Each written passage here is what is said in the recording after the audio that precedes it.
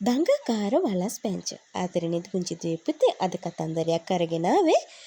එක මත්තක කැලෑවක දඟකාරු වලස් පැංචු ටිකක් හිටියා. මේ වලස් පැංචු දඟකාරයි වගේම තමයි මේගොල්ලන් හොඳ අඹ යාළුවෝ. අඹ යාළුවෝ කියන්නේ හොඳම යාළුවන්ට තමයි අඹ යාළුවෝ කියන්නේ. මේගොල්ලන්ගේ වැඩේ නිතරම සෙල්ලම් කරන එක. කැලෑවේ හිමී අත දුවනවා. ඔය හැමදේම කරන අතරතුර කැලෑවේ ටිකක් දුර යනකොට දකින්න මේගොල්ලෝ ලොකු ගහක තියෙන මීවදයක්. ඔය බලන්නකෝ මීවදේට මොකද කරන්නේ මේගොල්ලෝ? ගල් ගහනවා. ගල් ගැහුවට මීවදේ කඩා ගන්න මේගොල්ලන්ට හම්බ වෙන්නේ නෑ. උත්සාහ කරනවා හරියන්නේම නෑ. ඇයි මේගොල්ලන් මීපැණි කන්න හරි ආසයිනේ. ඔන්න ඒ වගේම දවසක තවත් මීවදයක් දැකලා මේගොල්ලන් එදා කරා වගේ ගල් වලින් ගහනවා.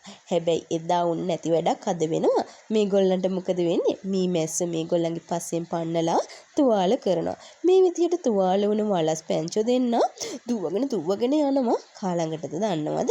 මේගොල්ලන්ගේ අම්මා ළඟට. අම්මා ළඟට ගිහිල්ලා අද වුණ සිද්ධිය කියනවා. අම්මේ අපිට මීපැණි කන්න ආසයි තියලා මී වදයකට අපි ගල් ගැහුවා.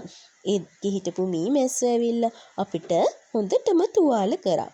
ඇයි පුතේ වගේ දෙයක් කළේ කියලා අම්මා අහනවා. මීපැණි කන්න ආස නිසා කියලා වලස් පැංචෝ දෙන්න කියනවා.